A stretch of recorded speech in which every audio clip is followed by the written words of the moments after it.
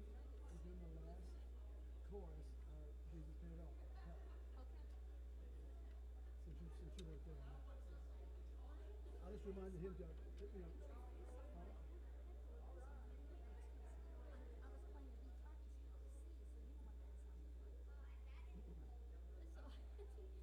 does make a difference.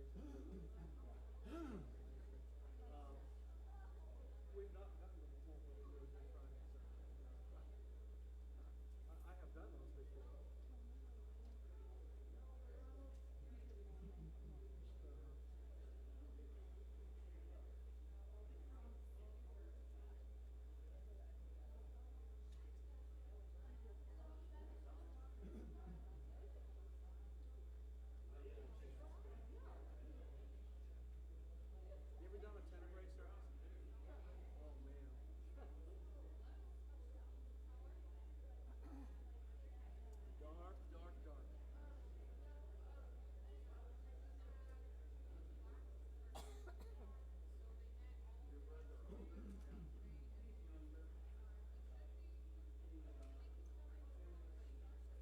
Barbara, what I thought we could do would be invite Lynn and Jenny to come over for lunch on Saturday. Okay. The day before your birthday instead of Sunday, because they're going to a new church. Yeah. And That's okay. I just thought, I mean, they could, but I just thought we more relaxed and just We can do that. we could figure out something before it's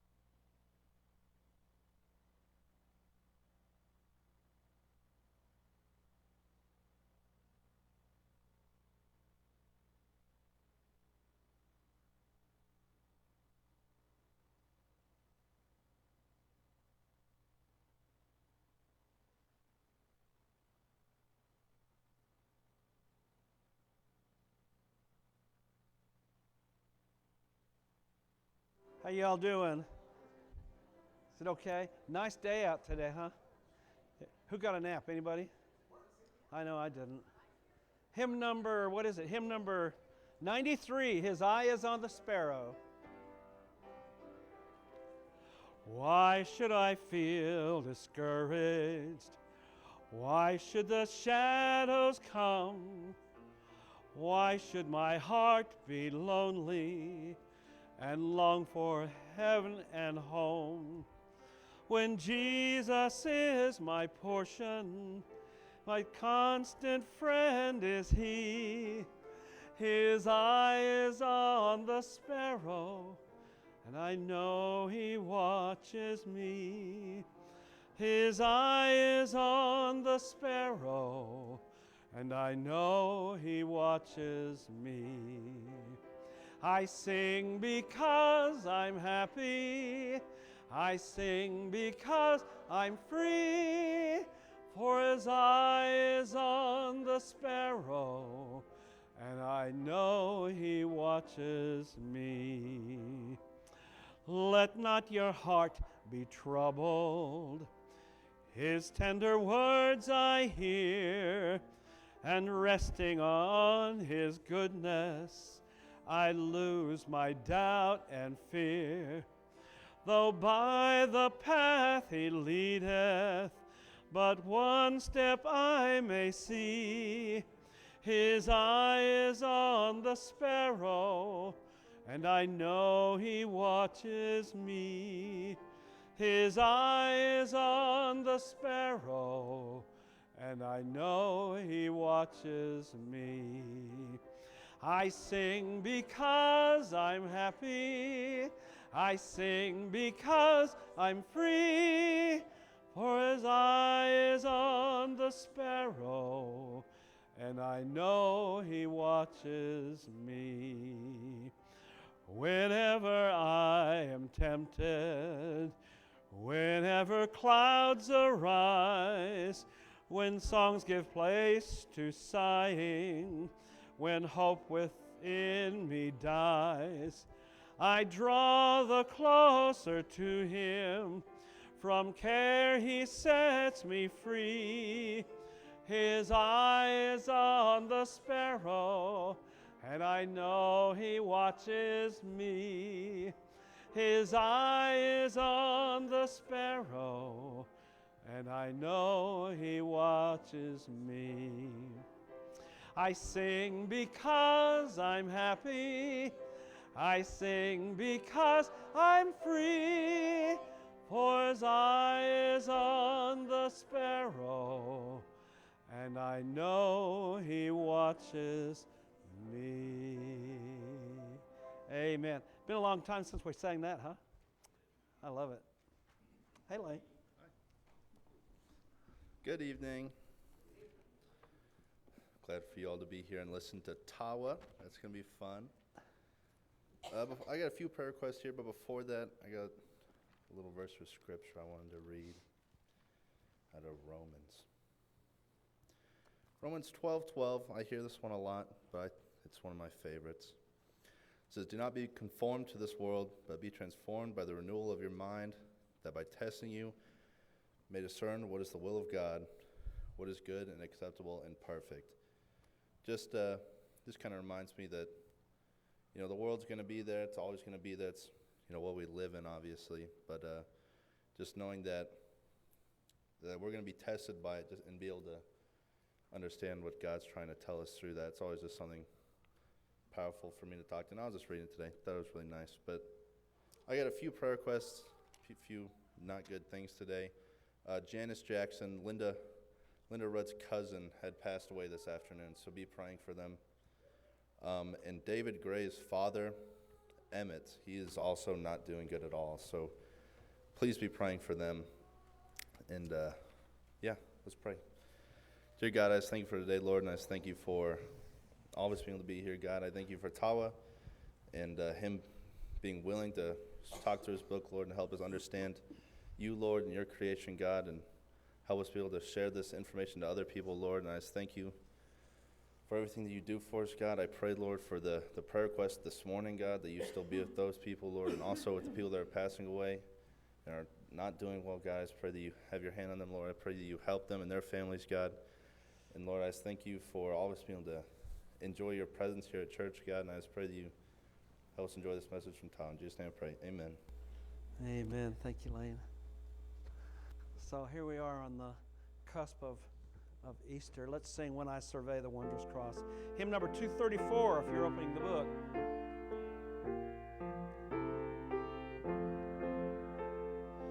When I survey the wondrous cross on which the Prince of Glory died, my richest gain I count but loss, and pour contempt on all my pride.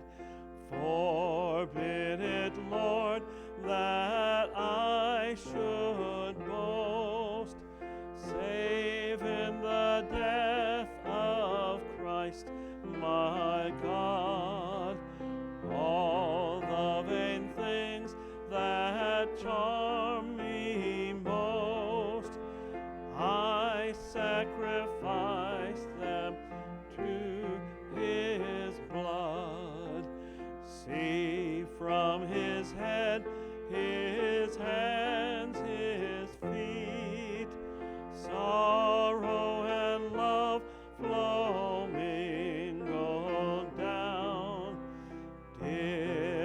such love and sorrow meet, or thorns compose so rich a crown, were the whole realm of nature mine, that were a present far too small. Love so amazing, so divine, demands my soul, my life, my all. Then we're going over to hymn number 232, The Power of the Cross.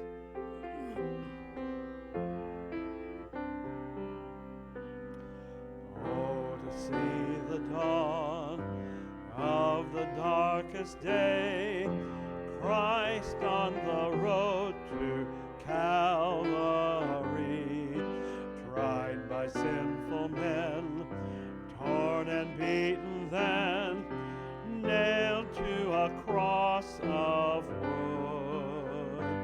This the power of the cross. Christ became sin for us, took the blame, bore the wrath, we stand forgiven at the cross. Oh, to see the pain written on your face, bearing the awesome weight of sin, every bitter thought, every evil deed, crowning your blood-stained brow. This the power of the cross. Christ became sin for us, took the blame, bore the wrath, we stand forgiven at the cross. Now the daylight flees, now the ground beneath quakes as its maker bows his head. Curtain torn in two, dead are raised to life, finish the victory cry. This the power of the cross. Christ became sin for us, took the blame, bore the wrath, we stand forgiven at the cross. Oh, to see my name written in the wounds, for through your suffering I am free. Death is crushed to death, life is mine to live, won through your selfless love. This the power of the cross, Son of God, slain for us. What a love, what a cost, we stand forgiven at the cross. And hymn number 249, Jesus paid it all.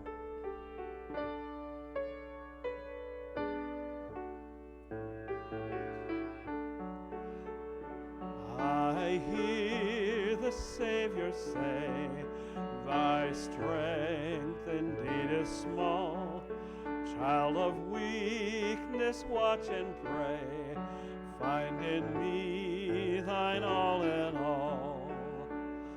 Jesus paid it all to him I owe. Sin had left a crimson stain, he washed it white as snow.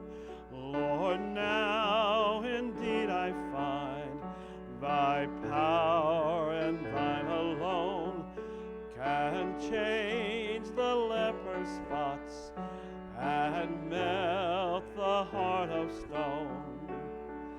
Jesus paid it all to him I owe.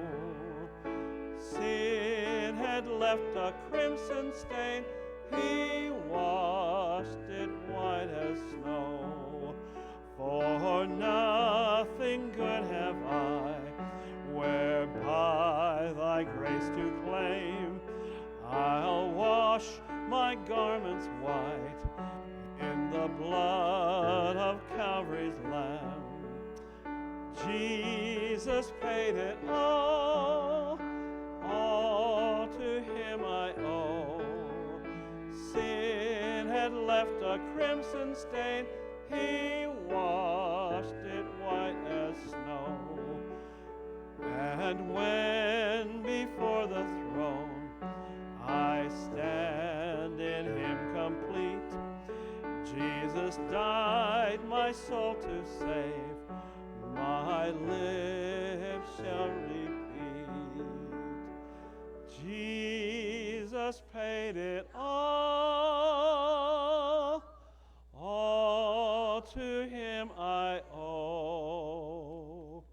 Sin had left a crimson stain, he washed it white as snow. Amen. Brother Tawa. Do what?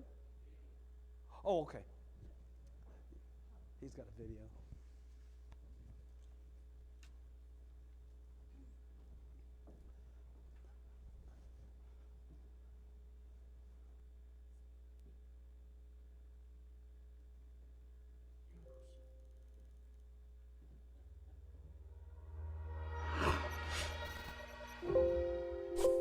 From galaxies and stars, down to atoms and subatomic particles, the very structure of our universe is determined by these numbers. These are the fundamental constants and quantities of the universe. Scientists have come to the shocking realization that each of these numbers has been carefully dialed to an astonishingly precise value, a value that falls within an exceedingly narrow, life-permitting range. If any one of these numbers were altered by even a hair's breadth, no physical, interactive life of any kind could exist anywhere. There'd be no stars, no life, no planets, no chemistry. Consider gravity, for example. The force of gravity is determined by the gravitational constant. If this constant varied by just 1 in 10 to the 60th parts, none of us would exist.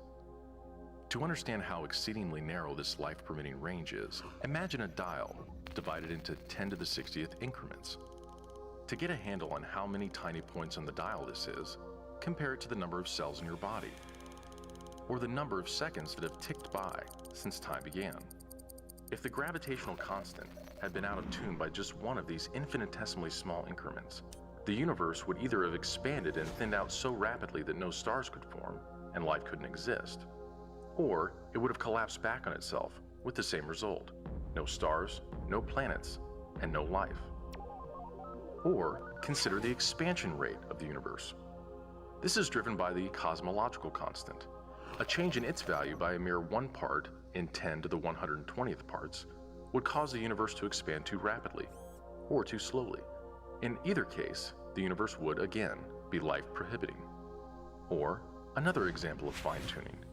If the mass and energy of the early universe were not evenly distributed to an incomprehensible precision of 1 part in 10 to the 10 to the 123rd, the universe would be hostile to life of any kind. The fact is, our universe permits physical, interactive life only because these, and many other numbers, have been independently and exquisitely balanced on a razor's edge. Wherever physicists look, they see examples of fine-tuning. The remarkable fact is that the values of these numbers seem to have been very finely adjusted to make possible the development of life. If anyone claims not to be surprised by the special features that the universe has, he's hiding his head in the sand. These special features are surprising and unlikely. What is the best explanation for this astounding phenomenon? There are 3 live options. The fine-tuning of the universe is due to either physical necessity, chance, or design? Which of these options is the most plausible? According to this alternative, the universe must be life-permitting. The precise values of these constants and quantities could not be otherwise. But is this plausible? Is a life-prohibiting universe impossible? Far from it. It's not only possible, it's far more likely than a life-permitting universe. The constants and quantities are not determined by the laws of nature. There's no reason or evidence to suggest that fine-tuning is necessary. How about chance? Did we just get really, really, really, really lucky? No. The probabilities involved are so ridiculously remote as to put the fine-tuning well beyond the reach of chance. So, in an effort to keep this option alive, some have gone beyond empirical science and opted for a more speculative approach, known as the multiverse. They imagine a universe generator that cranks out such a vast number of universes that, odds are, life-permitting universes will eventually pop out.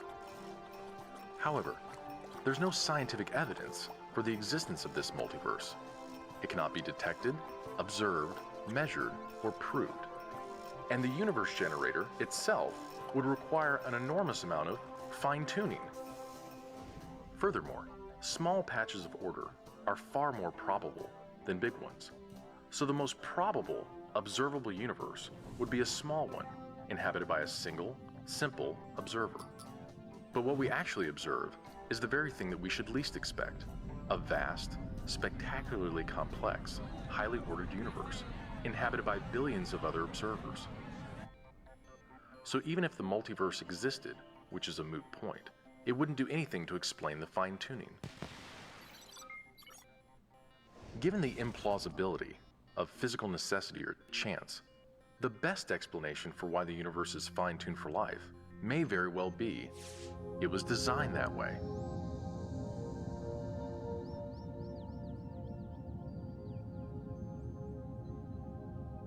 A common-sense interpretation of the facts suggests that a super-intellect monkeyed with physics, and that there are no blind forces worth speaking about in nature. The numbers one calculates from the facts seem to me so overwhelming as to put this conclusion almost beyond question. There is for me powerful evidence that there is something going on behind it all.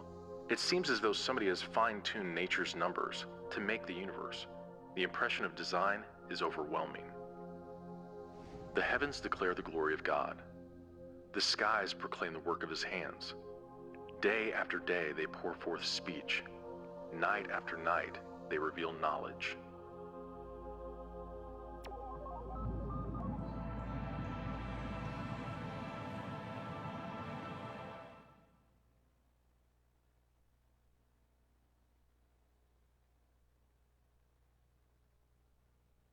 But here it is, waiting for me. All right. Does anybody not have a book? Anybody that never did get one of the books? Apparently there are 3 extras, and so if you never got a book and you need one, they are right here, okay? So come up and grab one. If you didn't get a handout, I can't help you because they were at the back, and I think they might be all gone, but yeah. We'll see if we can do anything about that. All right, so that's a good, again, little animated video, a 6-minute video that pretty much teaches through the section of the chapter that we are going to look at tonight. But I do want to quickly look at, I want to read for you a little bit from Job chapter 38. And the book of Job, of course, you've got the back and forth, Job and his friends, and Job's lost everything, and the friends, are really great comforters. And then God speaks to Job out of the whirlwind, and as God begins to speak, he first talks about the creation and design of the universe that he has made. And so Job 38, starting in verse 1, "Then the Lord answered Job out of the storm. He said, 'Who is this that darkens my counsel with words without knowledge? Brace yourself like a man. I will question you, and you shall answer me. Where were you when I laid the earth's foundation? Tell me, if you understand. Who marked off its dimensions? Surely you know. Who stretched a measuring line across it? On what were its footings set, or who laid its cornerstone, while the morning stars sang together, and all the angels shouted for joy? Who shut up the sea behind doors when it burst forth from the womb? When I made the clouds its garment and wrapped it in thick darkness, when I fixed limits for it and set its doors and bars in place, when I said, this far you may come and no farther, here is where your proud waves halt. Have you ever given orders to the morning, or shown the dawn its place, that it might take the earth by its edges and shake the wicked out of it? The earth takes shape like clay under a seal. Its features stand out like those of a garment. The wicked are denied their light, and their upraised arm is broken. And you can go on and read the rest of Job chapter 38 and 39. And all of those two chapters are just talking about the majestic design of the universe. The way that God has created each of the animals, distinct in its way. You know, how do the birds know where to go? How do the donkeys know? Have you ever seen mountain goats climb like nearly vertical surfaces? It's amazing. I was mesmerized. I watched a 19-minute long video of mountain goats, I think it was in like Turkey or something, climbing a dam. Like they were climbing the face of a dam, licking the salt from the water residue off of the face of the dam. It's like a vertical surface, and they're climbing it, licking the salt off of the rocks. It's just absolutely incredible. How do they do that, right? We don't know how to do that. And so God is just saying, look at what I have put together. You think you can do that? And the answer, of course, is no. Yeah, we can't do that, right? We do look around and we see a universe that bears all of the hallmarks of design. Richard Dawkins, my least favorite atheistic biologist, tells his students that biology is the discipline of studying what looks to be designed but isn't. And he says that when you do biology, you have to keep reminding yourself, it might look like design, it might smell like design, it might quack like design, but it's not designed. Now, isn't that interesting, right? That every time he comes to his discipline, he has to remind himself, remind his students, it's not what it looks like, it's not what it looks like, it's not what it looks like. I'm sure that's the way that good science is supposed to operate, right? Yeah. Okay, so again, we watched a short little video kind of working through things. Quick reminder on the form and purpose of theistic arguments. The purpose of an argument for God's existence is not to prove that God exists. It's not to prove beyond a reasonable doubt or beyond a shadow of a doubt that there is a God. It's to provide for the reasonability of belief in God and to make it more probable than not that God exists. Right? Now, do believers need arguments for God's existence? No. Right? If you've experienced the reality of God in your life, you really don't need anybody to rationally convince you that God exists. Fair? How about those who don't know God? Sometimes theistic arguments can be helpful to opening the door for them. Right? This is one of the things that C.S. Lewis pointed out, is that theistic arguments are really just trying to level the cultural playing field so that belief in God is reasonable to people, that is plausible. It's something that they can say, oh, okay, well, I guess it could be. I'm not convinced. I don't know God. I'm not convinced this is true, but at least I could see that it might be true. And then you can invite them to the cross. Okay. The structure of a good argument, again, has a valid form and true premises, right? That means a form wherein the premises do lead to the conclusion, if in fact the premises are true. Okay, we're not going to work through that again. We're going to skip over number 2. We'll come back to it if we have a bit of time at the end. And we'll just look quickly at the structure of the fine-tuning argument that we worked through in the chapter and that the video worked through as well. This is a very common argument, right? This is not unique to me. William Lane Craig doesn't invent it either. We're both borrowing it from Robin Collins, who is a brilliant philosopher and scientist, teaches at Messiah College, and so this is his form of the argument. Okay, it's an either-or argument, and so it's the form of the argument is kind of like, imagine that you've got 4 people that are on holiday on an island, and there's only those 4 people, and one of the people shows up dead. How many suspects do you have for the murder? 3, right? So it's either A or B or C that killed D, right? And so if you can establish beyond a reasonable doubt that it's not A and it's not B, then it's got to be C, right? This is Sherlock Holmes kind of deduction, right? So if you read the old Sherlock Holmes novels, this is the kind of thing that Doyle has Holmes working through, right? And I think in one of the books, Doyle puts it, if you've eliminated all the other hypotheses, then the remaining hypothesis, no matter how silly it sounds to you, has got to be the true one, okay? In other words, what this argument seeks to do for the non-believer is say, look, there's only these three possible explanations for the fine-tuning that we see in the universe. And if we can establish that chance doesn't do it and necessity doesn't do it, there's only one option left on the table, and that's design. Right? And so that means design has to be the answer. Okay? So again, structure of the argument there is under Roman numeral 3. Okay, 2 premises leading to a conclusion, 1, 2, and 3. The apparent fine-tuning of the universe is due to necessity, chance, or intelligent design. Number 2, the apparent fine-tuning is not due to necessity or chance. Therefore, the apparent fine-tuning of the universe is due to intelligent design. Now, the first premise, oftentimes Christians sound surprised that there really isn't any debate that the universe appears to be fine-tuned. Okay, and so this is under Roman numeral 4, premise 1, the apparent fine-tuning of the universe. There really isn't any argument about that. Okay, whether the scientist or philosopher is a Christian, Buddhist, atheist, agnostic, Jew, whatever they are, they acknowledge that the universe looks to be fine-tuned. It looks to be designed. Again, remember Richard Dawkins' words? When you do biology, you have to remind yourself, it looks designed, but it's not. He's acknowledging that it looks designed, right? There's really no debate on this.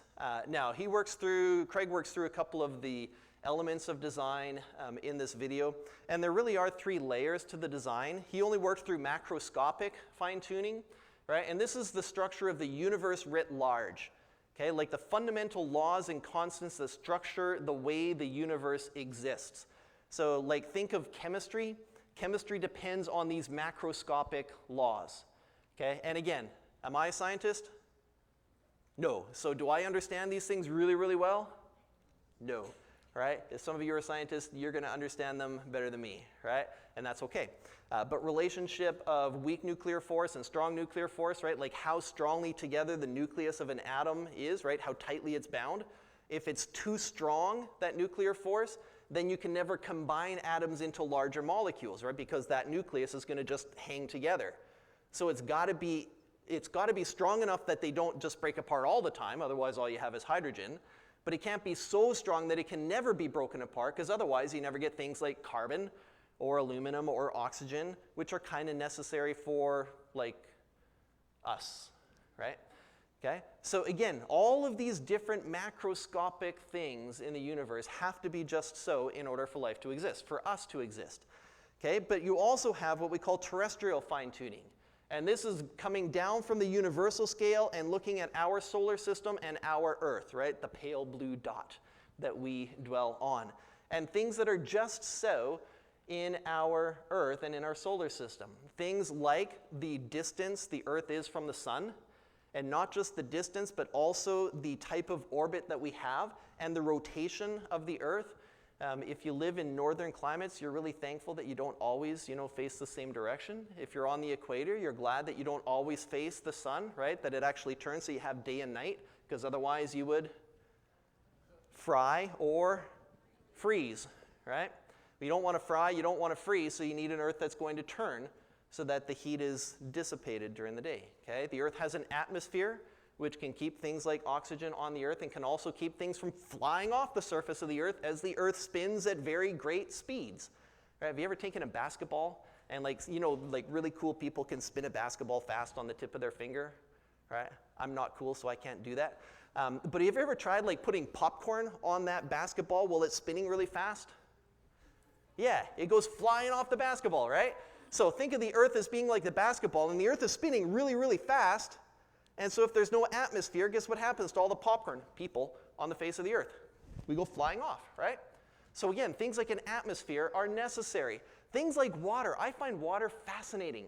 I also like drinking it, although not from the tap in Shawnee. It's kind of dangerous. But water's kind of necessary for us, right? And again, I always could be wrong, right? But to my understanding, and I've never been corrected on it, so I keep thinking that I'm right, water, H2O, is the only molecule known to humanity that is less dense as a solid than it is as a liquid. The only molecule. Isn't that interesting? Right? So like every other molecule, right? Like a molecule is just things that you put together, right? Everything else is denser as a solid than it is as a liquid or a gas. But water is less dense. That's why if you put ice cubes in your water, it floats because it's less dense. If you put a rock in your water, it sinks because it's more dense. Okay? So ice floats. Now, why does that matter? It tastes good, okay. That's a really bad reason, but that's okay. Yeah, Annie? Yeah, aquatic ecosystems need it. If you're in northern climates and it gets kind of chilly, right? If water is like every other molecule, then water is going to freeze, rivers are going to freeze from the bottom up, right? Because the ice is going to be heavier, so the ice will form on the bottom. Well, if the air is colder, then it's just going to keep freezing and the river's going to freeze all the way through. But if the water freezes on the top layer, well, now you have a layer of ice on the top, and that serves as an insulator so that the water underneath, even though it's really, really cold, can keep on flowing. And so cities like Edmonton, Alberta can still have drinking water in the winter because the North Saskatchewan River continues to flow underneath the ice. Right? Isn't that remarkable? It's the only molecule we know of that does that. And it just happens to be perhaps the most essential molecule for the existence and survival of life. Almost like it was designed that way, right? But again, this is why biologists and geologists point out that it just looks to be designed. There's really no debate over the apparent fine-tuning. The only question is, what's the best explanation for the fine-tuning, right? And this is where you get the three we didn't even get, more fun yet, but I am so not a biologist. I had a bad biology teacher in grade 10, and she turned me off of biology for the rest of my life. She accused me of cheating on an essay. I was ticked. I was some kind of ticked at this woman. I wrote a really good essay on rabies, right? She accused me of plagiarizing it. My mom went to fight for me, and the teacher changed the F to a C, and I was done with biology forever. Really bad reason to be done with biology, but I was not a believer, right? And to be accused of cheating as a good student is like the worst insult you could get, so I was done with biology. Nonetheless, we can talk about microscopic fine-tuning for life, okay? And here again, I'm very much out of my element. But there are things like the cascade that happens when blood clots, right? That's pretty fascinating stuff. There are all of these systems that Michael Behe calls irreducibly complex, that they have to all be in place and working just so in order for the system to do anything. You take one component out, and it's useless. It doesn't do anything at all, right? So you've got these irreducibly complex systems. They've got to be in place in order to function. And the only way this can happen is if they are designed and then imposed in one place. Behe says this is not the kind of thing that can just evolve by gradual accumulation of parts, because the parts on their own are useless. It's only when you have the whole system that it functions, okay? So again, almost looking like it's designed, okay? So between macroscopic and terrestrial and microscopic fine-tuning, there's really no debate that the universe appears to be fine-tuned, okay? Now, why just offer three options? Well, it's kind of like we're the only three people left on the island. Nobody's suggested any other options. If somebody's got a better suggestion, then we'll entertain it. But in the meantime, the only options that appear to be available to us are necessity, chance, or design. Okay? And neither necessity nor chance seems to do the trick. Right? So, Roman numeral 5, the fine-tuning is not due to necessity or chance. Random chance seems to fail. So we'll work this out mathematically. I had good math teachers, and so I continued to enjoy math through school. There are probably dozens of fundamental constants and laws that govern the structure of the universe. Martin Rees, who's a British astronomer, he was the royal astronomer, so I think that means like he was like the Queen's favorite kind of thing. He identifies 6. So we'll just work with his 6, okay? Incidentally, all of the guys that are quoted in the video, none of them are Christians. So these people who are pointing to design in the universe are not doing so because they think that God designed it. Right? They're just having to face uncomfortable facts. Fred Hoyle is pretty famously angry about the fact that things look designed. Okay, so take Martin Rees's 6 physical constants.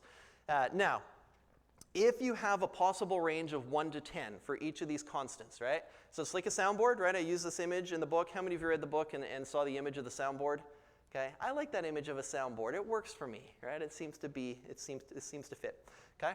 If you're going to just spin that dial, right, that's like you're getting a random outcome, okay? So imagine the dial can go around and around. It doesn't just stop at 10 and stop at 1, right? But you can just spin it, and it's going to keep going, and it's going to stop somewhere between 1 and 10.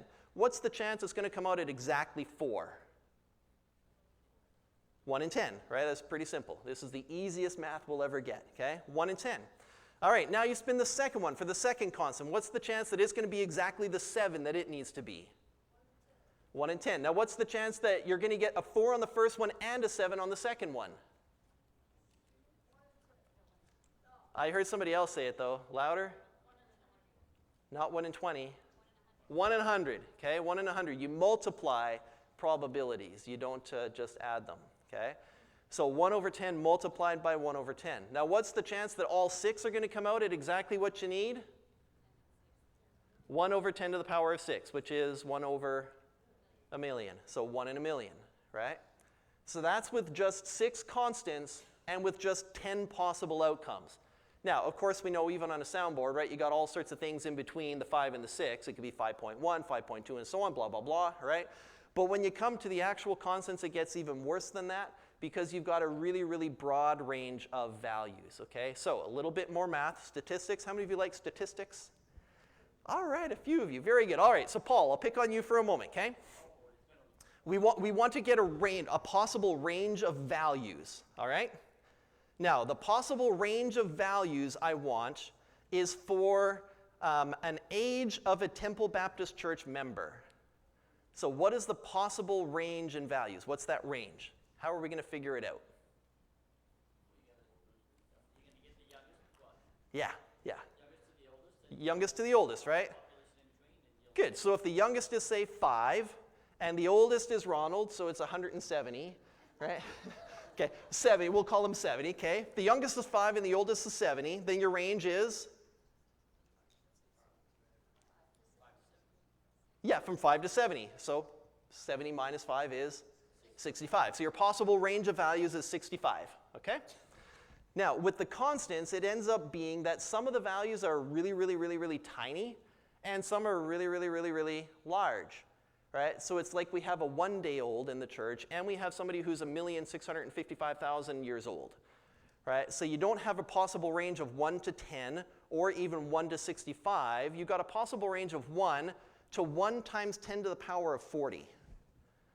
So that's a 1 followed by 40 zeros, right? Now, how do we get that range? We just get that range by taking the smallest constant and the largest constant and saying, what's the difference between those two values? That's your possible range of values. Now, the actual possible range of values is almost certainly larger than that, because theoretically this one could be even smaller, that one could be even larger, right, if you're just getting them randomly. But this gives us at least our minimum possible range, and it's 1 times 10 to the power of 40. Now, 1 in a million is really long odds, right? None of us are going to put much money down if we're giving 1,000,000 to 1 odds, right? But if instead of getting 1,000,000 to 1 odds, your odds are 1 over 10 to the power of 40 to the power of 6, which means 1 over 10 to the power of 240. So that's 1 in like 1,000,000, million, 10 times over. No, not 10 times over, like 80 times over million, okay? So some of the images that scientists and philosophers use for this, it's like, okay, so any archery fans here? Archery? Anybody like shooting bows and arrows? All right, very good. So you take your bow and your arrow, you point it up at the sky, you close your eyes, and you fire your arrow, and it hits a bullseye on the moon.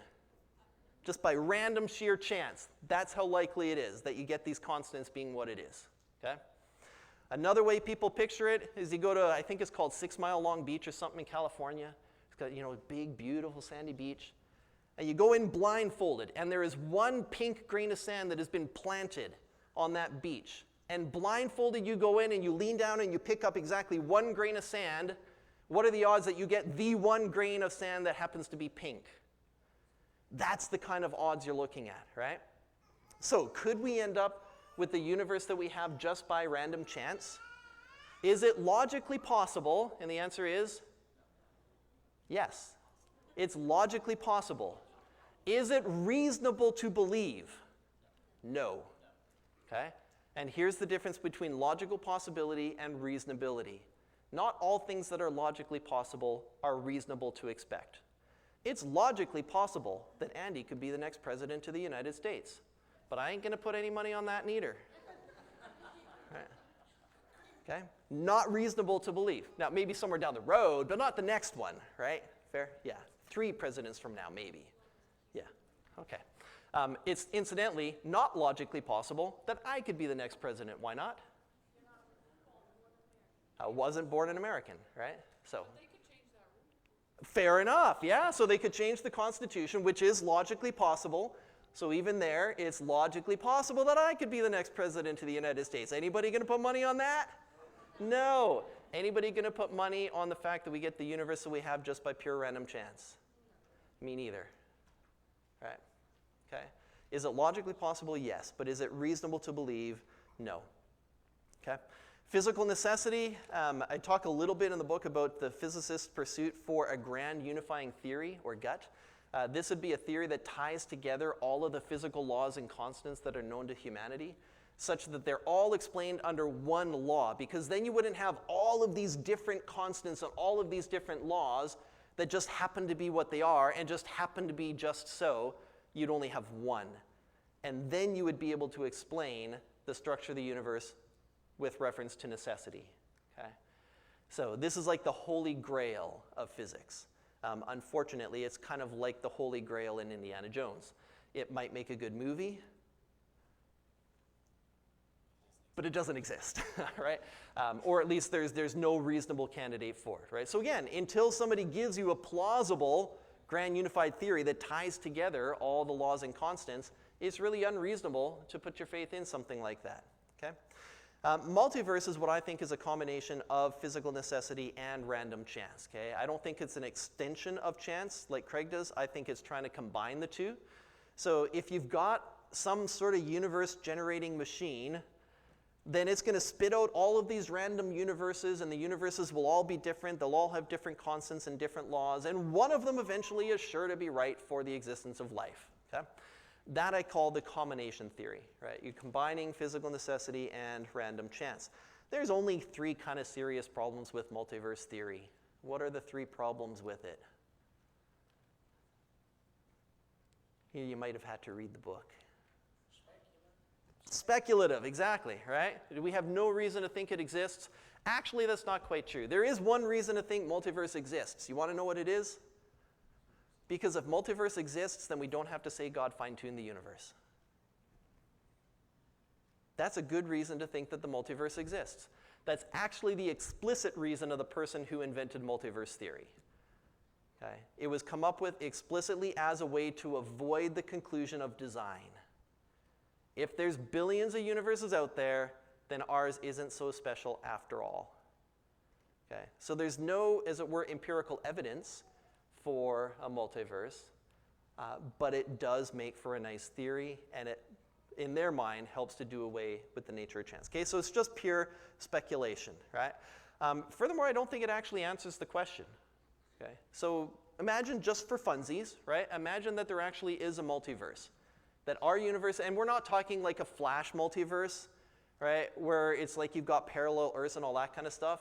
That's actually sillier than multiverse theory, if you can believe that, okay?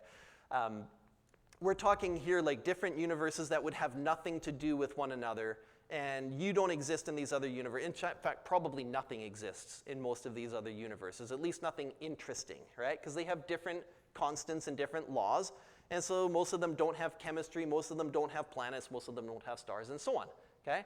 And you can never know that they exist because they're totally separated from one another. Okay, so imagine just for funsies that this kind of multiverse exists. There should be a couple of questions that you want to ask. Okay, one of them is, where are they all coming from? Now, Brother Mike is sometimes known as Mike Bubbles, right? Why is Brother Mike known as Mike Bubbles? Because he always has bubbles, right? And what do you do with bubbles? You dip the thingy in the thingy, and you pull the thingy out, and you blow into the thingy, and bubbles come out, right? And the bubbles are all a little bit different, right? So maybe that's where the universes come from. It's like Mike Bubbles is blowing universes, right? Now, if that's where all of these universes are coming from, yeah, who's blowing the bubbles, right? Where did Mike come from? This is a really good question, as it turns out, okay? Now, if the answer is, oh, well, Mike, I mean, this is like going back to last week, right? When I said that God never began to exist, God has always existed, right? So he doesn't need an explanation for his beginning, because he didn't begin to exist. Well, maybe Bubbles Mike Universe Blower never began to exist either. Well, if that's the case, then we've really just kind of redefined God.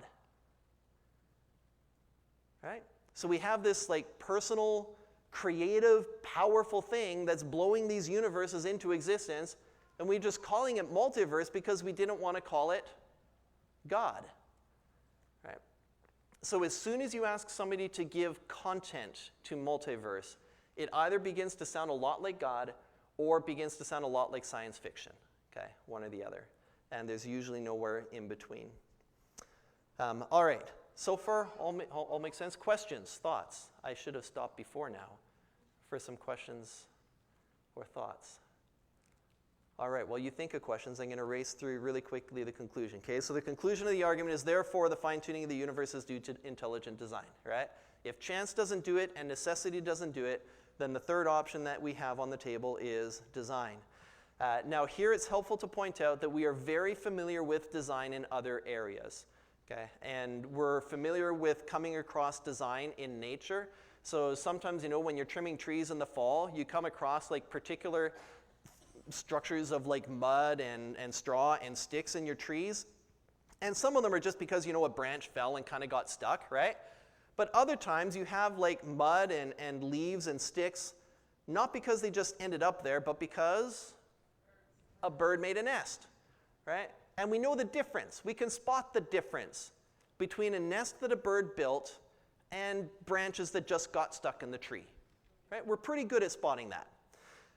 Jay, unfortunately, has to be really good at spotting the difference between an accidental death and murder, right? Would that it were otherwise.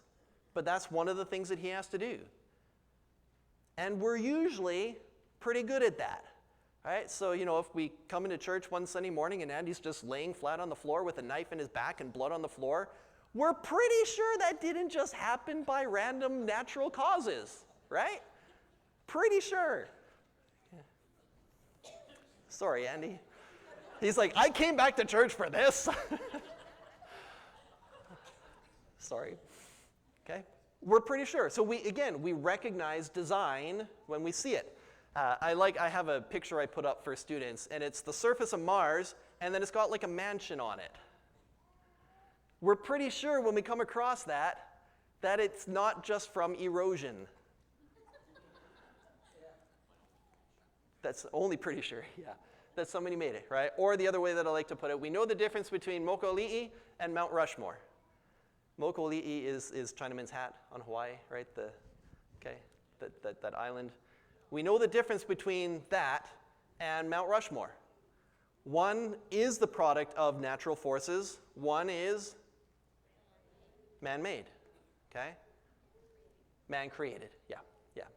Now, I think it's fine to say, I kind of think God designed this one. You know, God is an artist. And okay, that's fine. We'll set that aside, right? Because God's, anyways. Okay? But we know the difference. So we can spot design in nature. We know when it's animal-caused design. We know when it's man-caused design, right? We can spot these things. We're just bringing it up another level when we look at macroscopic and terrestrial and microscopic fine-tuning. We're saying these are things that have all the hallmarks of design. Necessity doesn't explain it. Chance doesn't explain it. What can? Design can explain it. But we know that we didn't design it. So what kind of designer is plausible? Well, again, it seems that there are 4 characteristics necessary for a plausible designer. It's got to be transcendent. It's got to be beyond the universe, because the fine-tuning goes all the way up to the biggest structures of reality. So it's got to be outside of those structures. It's got to be powerful enough to bring new things into existence. It's got to be creative, having the imagination, the capacity to conceive of and create new things. Right? If any of you are like me, you are not like visual artists. You can't even conceive of a cool painting, let alone try to execute it, right? I admire the creativity of people that can do that. God is like the master artist in that sense. And it also has to be wise, right? Knowing the best way to create a universe which is eventually going to sustain intelligent life, us, that can know and worship God, right? Okay, so at the end of the day, does this establish the existence of God? No. Does it give us good reason for believing that God exists? Yes. Is it going to be enough to convince a skeptic that God exists? Maybe. Probably not. Andy says he's probably right. Okay? But I think it depends on the type of skeptic. Right? So as we walk through different theistic arguments, one of the things that I think has to be said, I always have students that ask me, which one do you think is the best? Which one of these arguments do you think is the best? I say, well, it really depends on who you're talking to. All right? Honestly, I think if you're talking to like a biologist or a chemist, I think the argument from fine-tuning is the best one to go to because you're speaking their language. If you're talking to an artist or a musician, I think arguments from beauty are a better way to go. If you're talking to just an average Joe, you or me on the street, I think the moral argument is oftentimes the most powerful because we are all deeply convinced that there is right and wrong and people ought to live accordingly. Okay, we'll talk about that one next week. So I really think it depends on the type of person you're talking to. If you're talking to really weird people like Jade that are like just mathematically inclined and they like analytic kind of things, the ontological argument is actually the way to go. And that one is so rough that we're not even going to talk about it here. Okay, it is in the book. Brother Mike read it and he said after he got to the end of that section, he said he wished that I put at the start what I put at the end of it. But that's okay. Spoiler alert, you can get there when you get there. Right? Okay. So it's not going to establish, it's not going to prove God exists. It may not convince somebody that God exists.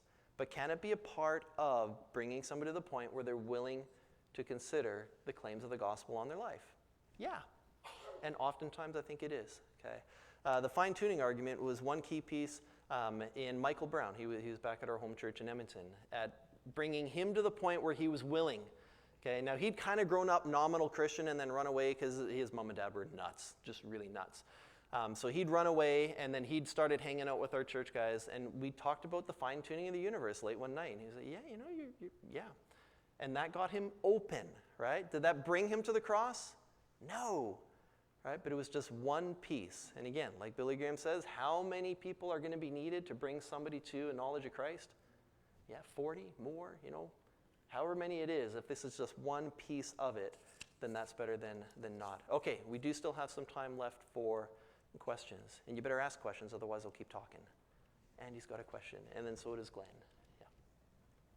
And I don't have water. That was silly. It's okay. We're almost done. So we have these three options, either chance or necessity or intelligent design. And you mentioned briefly that nobody has come up with a fourth. Do you think that's because there's not a fourth that can logically be conceived of? Yep, I suspect so. Yeah. And we're just waiting for somebody to prove that wrong, right? And again, I mean, if somebody does come up with another option, then we consider that other option. Okay. But until then, yeah, we're kind of like, if there was 4 people on the island, there's only 3 left that could be the murderers, so it's one of the 3. Yeah. Maybe somebody suggests, oh, there was an alien that teleported in and then teleported out. Well, okay. Yeah, Glenn. I'm not quite as analytical as some of these young fellows are.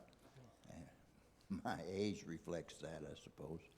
In the book of Job, which may well be the oldest written book in the Bible, it's interesting, I think it's in the 9th chapter of Job, that there are 2 constellations and 1 star mentioned, one being Orion and the other one being the Pleiades and the star being Arcturus.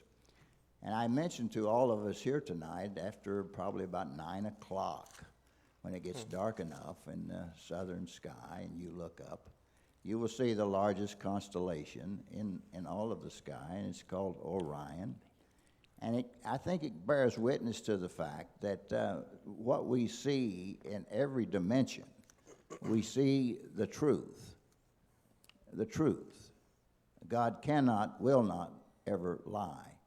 And so I'm not saying that looking at the stars will make you a believer, but Paul said it was a pretty good start.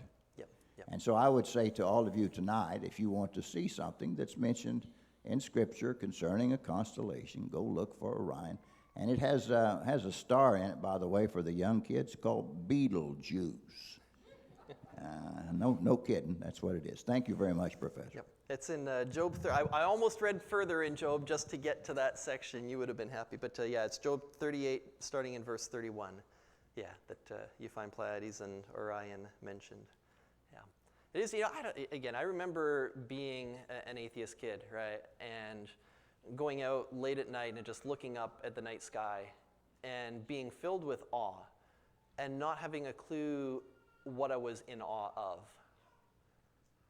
But I think this is a very common experience for non-Christians in our midst, is that they are truly in awe of the created order around us, the intricacy, the design, the beauty, but they don't know what to do with it. And again, I think this is part of the helpfulness of things like a fine-tuning argument, is it points them towards the one who designed the beauty and intricacy of what they're experiencing. For me, this is so helpful, Tawa, because I'm so used to thinking, well, everybody believes in God. Everybody believes there is a God, right? And I realize that's not necessarily true. And so what you were saying about that can't be an accident type thing that people see when they see there certain things. That little happened one evening up on the Teton Glacier. Our guide and I were standing there, and I know she's not a Christian, and she's looking out at this incredible basement that we're looking down on in the evening, and she goes, and her words were, "This cannot be an accident." Yeah. And all I had was, "We serve an awesome God." Yeah. And that's all I had. I wish I had more of this. I think it would have been. Yeah. Thank you. Good. We'll probably close with this. Richard Dawkins, again, Dawkins is a really snarky atheist, right? He's fun to read if you ever want to be insulted. He's worth doing for that purpose. He talks about a time that he went hiking in England with his 8-year-old daughter. And I forget it. I'm gonna get it mixed up a little bit, but the basic thrust of it will come through, and that's okay. He's asking his daughter how this came about and how that came about, and this rock formation and that animal and so on. And they come to a particular point, and she says, "Well, Daddy, that has to have been made that way. It had to have been designed that way." And Dawkins says, "I was so happy that I finally had this teachable moment with my daughter where I could reinforce with her, I know it looks that way, but it's not." And you're just like, oh, right? Even the 8-year-old can see it, right?